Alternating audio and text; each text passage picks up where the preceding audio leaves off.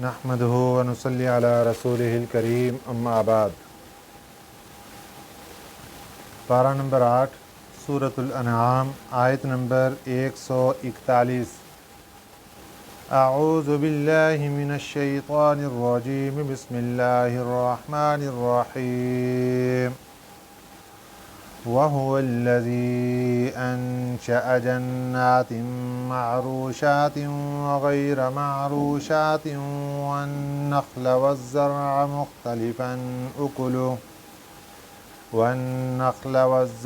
مُخْتَلِفًا أُكُلُهُ وَالزَّيْتُونَ وَالرُّمَّانَ مُتَشَابِهًا وَغَيْرَ مُتَشَابِهٍ كُلُوا مِن ثَمَرِهِ إِذَا أَثْمَرَ وَآتُوا حَقَّهُ يَوْمَ حَصَادِهِ وَلَا تُسْرِفُوا إِنَّهُ لَا يُحِبُّ الْمُسْرِفِينَ۔ صدق اللہ العظیم۔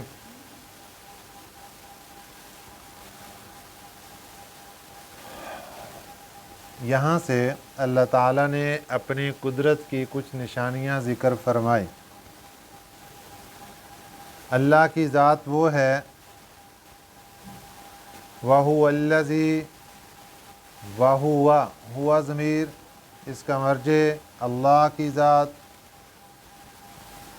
وہی ذات ہے الذی جس نے انشأ پیدا کیے، جنات باغات، وہی ذات ہے جس نے باغات پیدا کیے۔ کون سے باغات؟ معروشات، جو چھپریوں پر چڑھائے جاتے ہیں، وغیر معروشات، اور وہ جو چھپریوں پر نہیں چڑھائے جاتے۔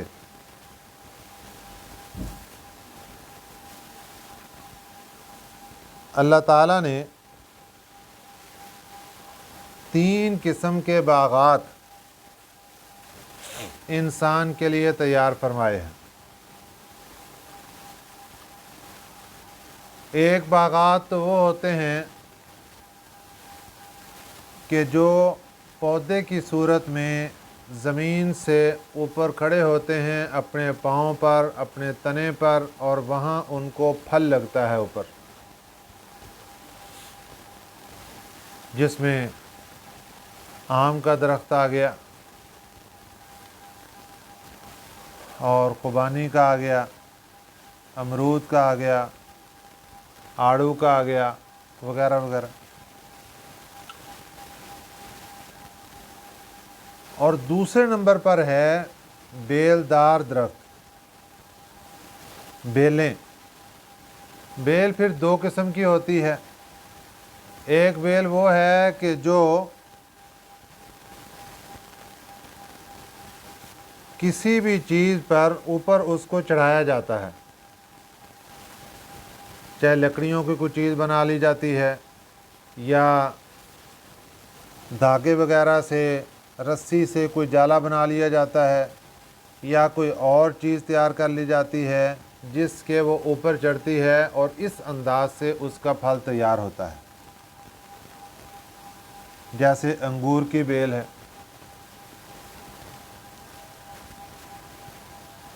اور تیسرے نمبر پر ہے وہ بیل جس کو کسی چیز پر چڑھایا نہیں جاتا،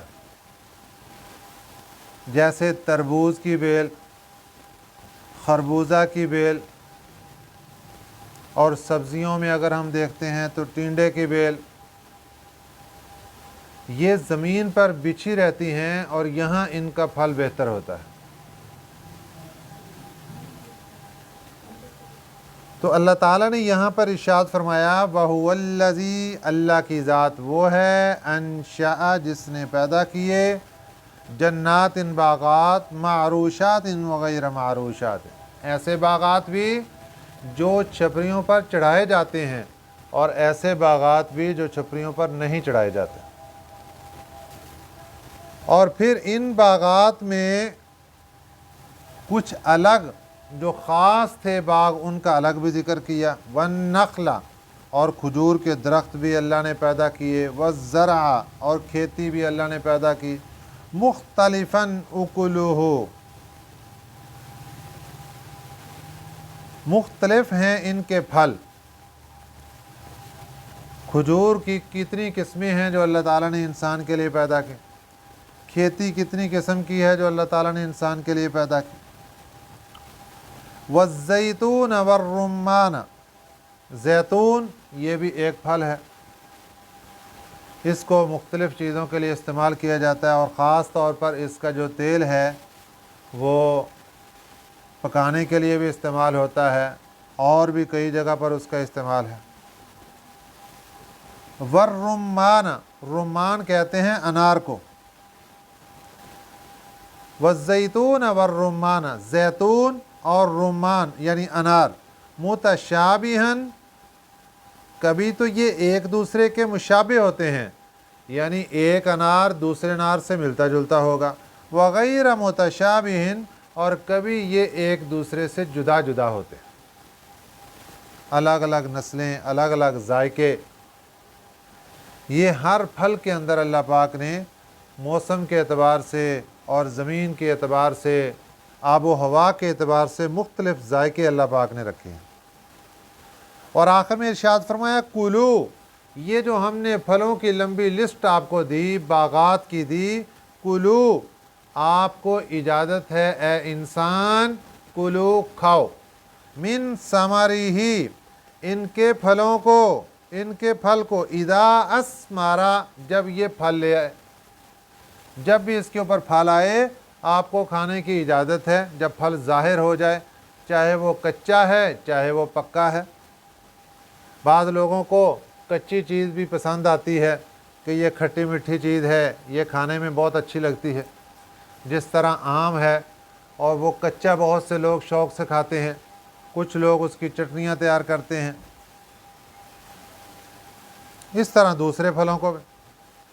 تو فرمایا کلو من ثمرہ، کھاؤ اس کا پھل، اذا اسمارا جب وہ پھل لے آئے، جب اس کے اوپر پھل آ جائے، ظاہر ہو جائے، تم اس کا پھل استعمال کرو۔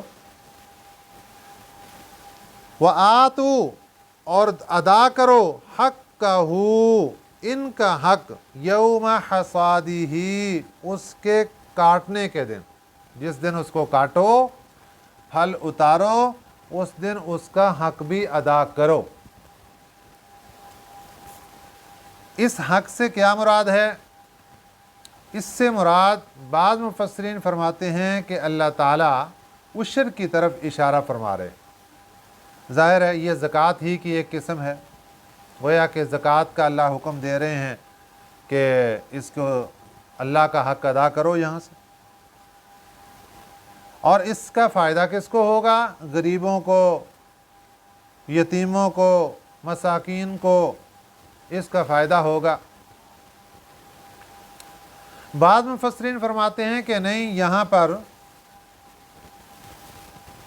عشر کے متعلق، زکوٰۃ کے متعلق نہیں بلکہ صدقے کے متعلق ہے، نفلی صدقہ ہے کہ جب بھی آپ پھل کاٹو تو اس میں سے اللہ کے راستے میں بھی نکال دو۔ تو دونوں معنی ہو سکتے ہیں، واجبی صدقات بھی ہو سکتے ہیں، فرض زکوٰۃ اور عشر فرض ہے وہ بھی ہو سکتا ہے، اور نفلی صدقہ بھی ہو سکتا ہے۔ دونوں کا اللہ پاک نے قرآن پاک میں مختلف مقامات پر ذکر فرمایا ہے، کیونکہ پیسے سے جو ہم نکالتے ہیں سالانہ اللہ کا حق، وہ عشر، یہ زکوٰۃ کے درجے میں آتا ہے، تجارت میں آتا ہے، اور جو فصلوں سے اور پھلوں سے، باغات سے، سبزیوں سے، اس سے جو چیزیں ہم نکالتے ہیں اس کو عشر کہتے ہیں، یہ بھی اللہ کا حق ہے۔ تو فرمایا اللہ تعالیٰ نے کہ جس دن تم پھل کاٹو اس دن اس میں حق بھی ادا کر دو۔ یہاں پر آگے فرمایا وَلَا تُسْرِفُوا، اسراف مت کرنا، اِنَّهُ لَا يُحِبُّ الْمُسْرِفِينَ، اللہ تعالیٰ اسراف کرنے والوں کو پسند نہیں کرتے۔ انہو کی حو ضمیر اللہ کی ذات کی طرف لوٹ رہی ہے، गोया इन्नल्लाह ला युहिब्बुल मुसरिफीन है कि अल्लाह की ज़ात इसराफ करने वालों को पसंद नहीं फरमाती। यहाँ इसराफ किस चीज़ का है? यहाँ इसराफ ये है, हालांकि जब अल्लाह के रास्ते में देना है तो सब कुछ अल्लाह का है, सब कुछ कुर्बान कर दिया जाए तो तब भी अल्लाह का हक अदा नहीं होता। और यहाँ अल्लाह मियाँ इरशाद फरमा रहे हैं कि देखो अदा करना है हक, लेकिन अदा करते वक्त इसराफ नहीं करना, फजूल खर्ची नहीं करनी। तो मुफस्सिरीन इकराम ने यहाँ बहुत अच्छी बात समझा दी। उन्होंने फरमाया कि यहाँ इसराफ से मुराद अल्लाह ताला ने ये बात समझाई है कि ए इंसान, कभी इस तरीके से अपना सब कुछ नहीं लुटा देना कि एक तरफ तो लुटा दो और दूसरी तरफ हुकूक तुम्हारे ज़िम्मे हों और उसको अदा ना कर पाओ। कि बाग था और उसका सारा फल अल्लाह के रास्ते में दे दिया और उस फल की आमदन से इसने बहुत से हुकूक अदा करने थे, घर के हुकूक थे, औलाद के थे और दूसरे हुकूक इसके ज़िम्मे थे, माँ बाप के थे, वो कोई भी अदा नहीं कर सका। तो ये फिर इसराफ में आएगा कि इसने फजूल खर्ची कर दी कि एक तरफ तो इसने इतना बड़ा पहाड़ लगा दिया और दूसरी तरफ सारी हक तलफियाँ अपने गले में डाल ली। शरीयत इस बात की इजाज़त नहीं देती। शरीयत कहती है एतदाल का रास्ता इख्तियार करो कि जिससे तमाम किस्म के हुकूक पूरे पूरे अदा हो जाए। जितना आपके ज़िम्मे है वो अदा कर लो, बाकी आमदन तुम्हारे पास है, इसके ज़रिए से बाकी जितने हुकूक तुम्हारी गर्दन पर हैं उनको पूरा करो। तो फरमाया वला तुस्रिफू, इसराफ मत करो, इन्नहु ला युहिब्बुल मुस्रिफीन, बेशक अल्लाह ताला की ज़ात इसराफ करने वालों को पसंद नहीं फरमाती। हाँ, अगर तुम्हारे पास और ज़राए हैं आमदन के और हुकूक के ऊपर कोई असर नहीं पड़ता, जितने हुकूकुल इबाद हैं वो अहसन तरीके से और जगह से भी अदा हो सकते हैं, तो ठीक है, पूरा बाग ही अल्लाह के रास्ते में दे दो। सहाबा इकराम ने दिया। हुआ मिनल अनआम, ये तो सारी पीछे लिस्ट अल्लाह ताला ने इरशाद फरमाई कि हमने इंसान के लिए बागात पैदा किए और बागात में मुख्तलिफ़ किस्में थीं। फिर खजूर का ज़िक्र फरमाया, फिर उसके बाद अल्लाह ताला ने खेतियों का ज़िक्र फरमाया और फिर जैतून का, फिर ख़ास तौर पर अनार का ज़िक्र फरमाया। तो फलों का, सब्ज़ियों का सारा ज़िक्र होने के बाद अब अल्लाह ताला जानवरों का ज़िक्र फरमा रहे हैं। वमिनल अनआम, और अल्लाह ताला ने जो पैदा किए इंसान के लिए उनमें जानवरों में से भी है। वमिनल अनआमी, जानवर, दो किस्म के जानवर अल्लाह पाक ने इंसान के लिए खिदमत के लिए पैदा फरमाया, हमूलतन व फरशा। हमूला बोझ उठाने वाले, वो फरशा और ज़मीन पर लगे हुए, दो किस्म के जानवर अल्लाह पाक ने इंसान के लिए पैदा फरमाए। हमूला कहते हैं बोझ उठाने वाला, मुराद इससे ज़ाहिरी बोझ उठाना भी है, जिस तरह ऊँट है उसके ऊपर सामान लाद देते हैं और वो कई जगह से दूसरी जगह पर सामान पहुंचा देता। और एक है बोझ उठाने से मुराद ये है कि ज़ाहिरी बोझ नहीं उसके ऊपर होता, लेकिन वो इंसान का बोझ अपने कंधों पे उठा लेता है। कि जिस तरह खेती के लिए बैल को जोत दिया जाता है, खेती काटने के लिए, खेती उगाने के लिए, ज़मीन में हल चलाने के लिए या ज़मीन को पानी देने के लिए। पुराने ज़माने में राहट हुआ करते थे और कुएं से पानी निकालने के लिए उनको इस्तेमाल किया जाता था, वहाँ पर ऊँट को भी लगा देते, कभी बैल को लगा देते। तो वमिनल अनआमी हमूलतन, हमूला बोझ उठाने वाला, वो फरशा, और ऐसे जानवर भी इंसान के लिए अल्लाह पाक ने पैदा किए कि जो फरशा, बिछे हुए हैं, जो ज़मीन के साथ लगे हुए हैं। इन दोनों किस्मों की, हमूला और फरशा, इसकी तफसीर आगे आ रही है, वहाँ ज़िक्र करते हैं इंशाअल्लाह। तो अल्लाह पाक ने पीछे जब सब्जियों का ज़िक्र फरमाया, फलों का ज़िक्र फरमाया, तो वहाँ पर भी एक लफ्ज़ था, कुलू मिन समरिही, खाओ इनके फलों को, इज़ा अस्मरा, जब ये फल ले आए। اور یہاں جانوروں کا ذکر کرنے کے بعد فرمایا کلو، کھاؤ، مما، اس چیز سے رزقکم اللہ، جو تمہیں اللہ نے رزق عطا فرمایا۔ ولا تتبعوا خطوات الشیطان، اور شیطان کے راستے کی اتباع مت کرو۔ ولا تتبعوا، اور مت چلو، خطوات الشیطان، شیطان کے راستے پر۔ شیطان جو تمہارے ذہنوں میں برے برے خیالات اور بری بری چیزیں لاتا ہے، اس کے اوپر مت چلو۔ انہ لکم عدو مبین، وہ شیطان تمہارا صریح دشمن ہے، پکا دشمن ہے۔ دنیا میں اگر کسی کو رپورٹ دی جاتی ہے کہ فلاں تمہارا دشمن ہے، تو لوگ محتاط ہو جاتے ہیں کہ بھئی فلاں ہمارا دشمن ہے اور وہ کسی وقت بھی ہمیں نقصان پہنچا سکتا ہے۔ آج کوئی بندہ بیمار ہو جاتا ہے، دم کروانے کے لیے آتے ہیں لوگ، تو آ کر پوچھتے ہیں کہ ہمارے اوپر کسی نے کچھ کر دیا ہے؟ جی کر دیا۔ وہ بتا دیں اس کا کہ کون ہے، ہم اس سے احتیاط کریں گے۔ تو اصل پوچھنے کا مقصد یہ کہ ہمارے دشمن کی نشاندہی کر دی جائے۔ تو دشمن کی نشاندہی ہونے کے بعد خود الرٹ ہو جاتے ہیں کہ ہم اس کو دشمن مان رہے ہیں، ہم الرٹ ہیں، ہم اس سے بچ کر رہیں گے، ہم احتیاط کریں گے۔ تو اللہ تعالیٰ بھی انسان کو سمجھا رہا ہے کہ اے انسان، تیرا شیطان دشمن ہے، اور ایک ایک لمحے کا، ایک ایک قدم کا، ایک ایک سانس کا دشمن ہے۔ تو افسوس کی بات یہ کہ انسان دوسروں کی بات مان جاتا ہے، اپنے جیسے انسان کی بات مان جاتا ہے، اس میں یہ نہیں دیکھتا کہ یہ بندہ سچا ہے یا جھوٹا ہے، یہ صحیح کہہ رہا ہے یا غلط کہہ رہا ہے، واقعتاً وہ بندہ میرا دشمن ہے یا نہیں ہے۔ لیکن دیکھو احکم الحاکمین کیا فرما رہے ہیں، رب ذوالجلال کیا فرما رہے ہیں۔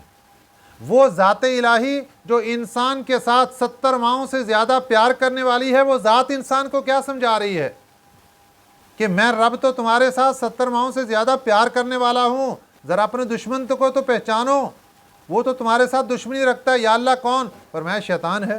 انہ لکم عدو مبین، وہ تمہارا صریح دشمن ہے، بچو اس سے۔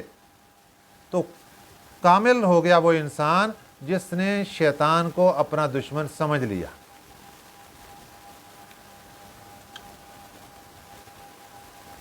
اب اللہ تعالیٰ نے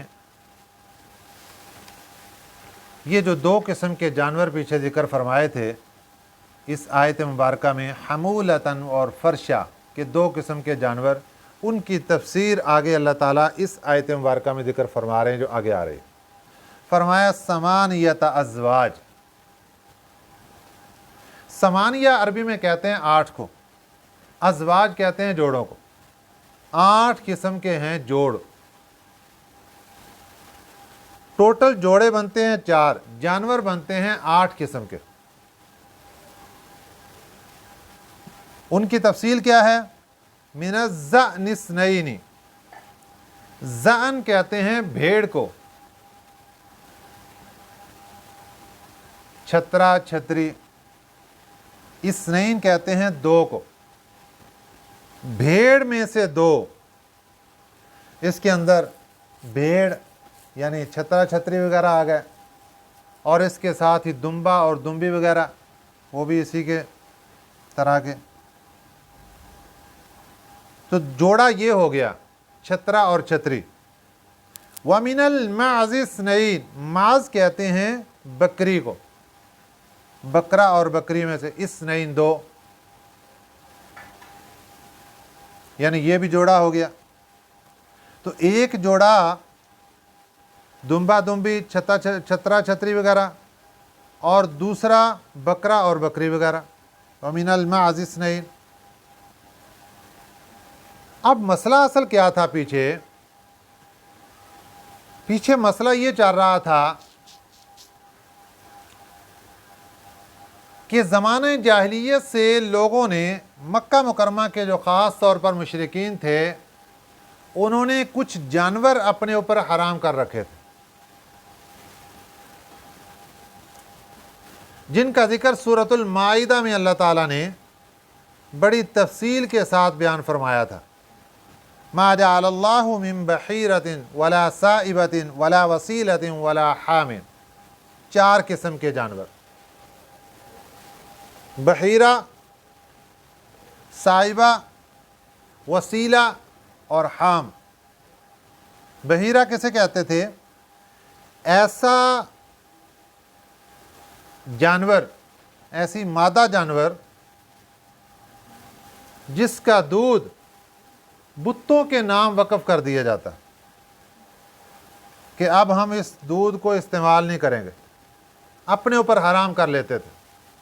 अब शरई तौर पर एक जानवर का दूध इंसान के लिए हराम नहीं है, लेकिन ये अपने ऊपर हराम कर लिया। किस लिए?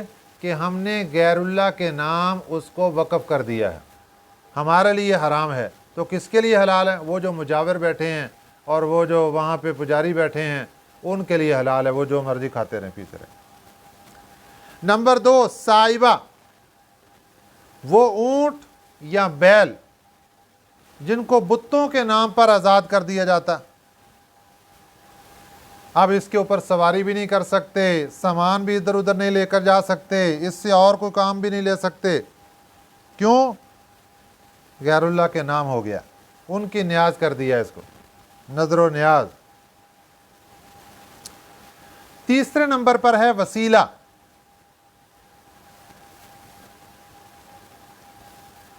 ऐसी मादा जानवर जो खास तादाद में लगातार मादा बच्चे जन्म देती थी, मादा बच्चे जन्म दे देती, उसको भी बहुत फजीलत वाली समझ के उसको भी गैरुल्लाह के नाम पे छोड़ दिया जाता कि बस अब ये उनके नाम की है, अब इसको कोई और फ़ायदा नहीं इससे उठा सकता। और चौथे नंबर पर था हाम, ऐसा ऊंट जिसकी जुफ्ती से 10 बच्चे जन्म हो जाएं तो उसको भी आज़ाद कर देते थे कि ये अब आज़ाद है, हम इससे कोई फ़ायदा हासिल नहीं कर सकते। इसी तरीके से पीछे हमने सबक के अंदर पढ़ा कि वो मादा जानवर के पेट में जो बच्चा होता, अगर वो ज़िंदा पैदा हो जाता तो कहते जी मर्द इसका गोश्त खा सकते हैं, और अगर वो मुर्दा पैदा होता तो अब औरतें भी खा सकती हैं, वरना ज़िंदा पैदा होता तो औरतें इसके अंदर शरीक नहीं हो सकती थी। ये खुद ही अपने ऊपर हराम कर करके ये भी हराम, ये भी हराम, ये भी हराम, ये भी हराम। तो इसलिए अल्लाह ताला ने जो आज का सबक शुरू हुआ तो आपने देखा उसमें कि अल्लाह ताला ने जब हमें लिस्ट एक दी ना कि ये बागात की लिस्ट है, ये फलों की है, तो फरमाया कुलू, खाओ भाई, इदा अस्मरा, जब इसका फल आ जाए खाओ। और जब जानवरों की लिस्ट अता फरमाई तो उसमें भी 2 किस्म के जानवरों का जिक्र करके हमूला और फरशा, तो फरमाया कुलू मिम्मा रज़क़कुमुल्लाह, खाओ जो तुम्हें अल्लाह ताला ने रिज़्क़ दिया, क्यों हराम कर रहे हो अपने ऊपर। यहाँ फिर वही बहस छिड़ गई। इस आयत मुबारक में अल्लाह ताला ने 8 किस्म के जानवरों का जिक्र फरमाया। सबसे पहले भेड़ फरमाया 2 किस्म की, नर और मादा। व मिनल माज़ इस्नैन, और बकरी 2 किस्म की, नर और मादा। कुल, अल्लाह ने सवाल किया, आज़्ज़करैनी, क्या दोनों के मुज़क्कर हर्रमा हराम हैं? क्या दोनों के नर हराम हैं? किन दोनों के? ज़अन और माज़। माज़, ज़ान क्या किसको कहते थे? भेड़ को। इस्नैन, नर और मादा दोनों। माज़िन, माज़ इस्नैनी, माज़िन ये कहते थे बकरी को। इस्नैन, नर और मादा। तो अल्लाह ने सवाल उठा दिया कि ये जो 2 जोड़े ऊपर गुजरे हैं, कुल आज़्ज़करैनी, इन दोनों जोड़ों के जो नर हैं, हर्रमा वो हराम हैं, अमिल उनसयैनी, या इन दोनों की मादा वो हराम है। बताओ ज़रा।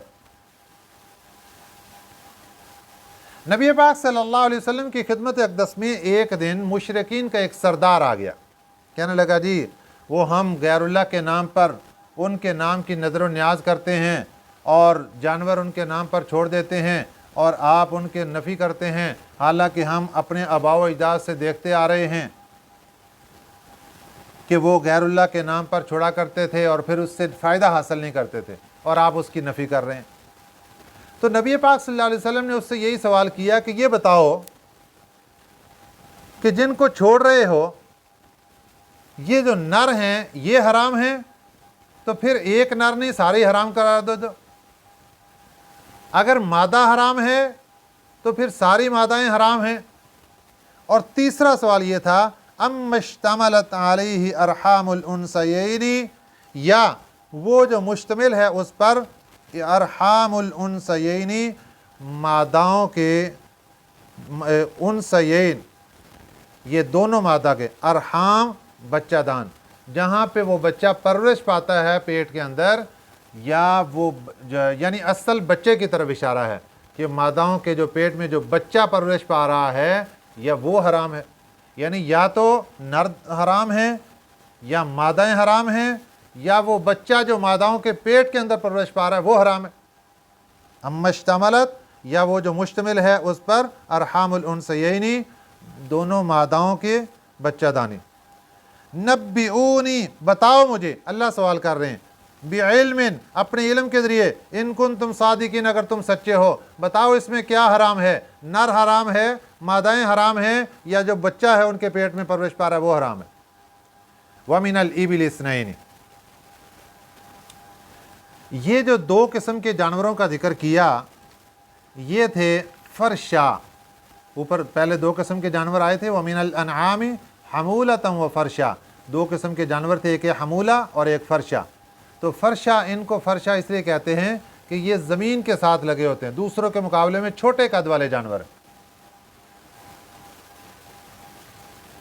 اب آگئے حمولہ، وَمِنَ الْإِبِلِ اثْنَيْنِ، ابل کہتے ہیں اونٹ کو، اونٹ میں سے اثنین دو، یعنی نر اور مادہ۔ وَمِنَ الْبَقَرِ، اور گائے میں سے اثنین دو، نر اور مادہ۔ قل، یہاں بھی یہی سوال ہے، الذکرین، کیا دونوں کے نر حرم حرام ہیں، ام الانثیین، یا دونوں کی مادائیں حرام ہیں۔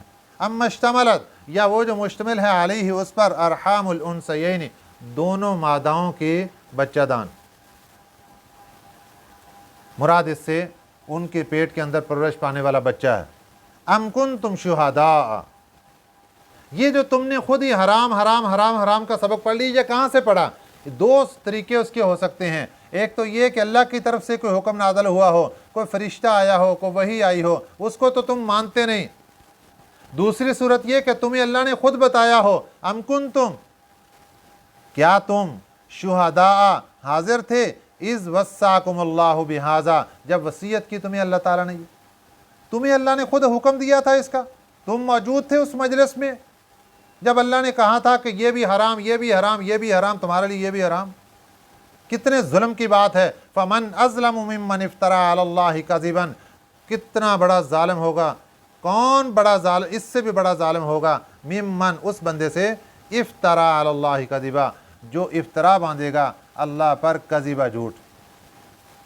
فمن، کون، اظلم، بڑا ظالم ہوگا، ممن، اس بندے سے، افترا، جو افطرا باندھے، بہتان باندھے، علی اللہ کذبا، اللہ پر جھوٹ کر، لیضل الناس بغیر علم، تاکہ وہ گمراہ کرے لوگوں کو بغیر کسی تحقیق کے، ان اللہ لا یہدی القوم الظالمین، اللہ کی ذات ظالم قوم کو ہدایت عطا نہیں فرماتی۔ تو اللہ تعالیٰ نے آداب معاشرت کے یہاں پر بس بہت اہم ترین مسئلہ ذکر فرما دیا کہ جو لوگ کرتے ہیں کہ یہ بس یہ فلاں چیز ہو گئی ہمارے اوپر حرام ہے، یہ فلاں ہو گئی، یہ مشرکین کا طریقہ ہے۔ اللہ تعالیٰ نے انسان کے لیے حلال اور حرام کی لسٹ قرآن پاک میں، احادیث میں ذکر فرما دی، اس کو سیکھو، اور سیکھ کر جو اللہ تعالیٰ کی حلال کردہ چیزیں ہیں ان کو کبھی بھی اپنے اوپر حرام مت کرو، کھاؤ، ان کو استعمال کرو، اللہ تعالیٰ کا دیا ہوا رزق ہے۔ اللہ تعالیٰ ہمیں صحیح سمجھ نصیب فرمائے، آمین۔ وما علینا الا البلاغ المبین۔ اللہم صلی علی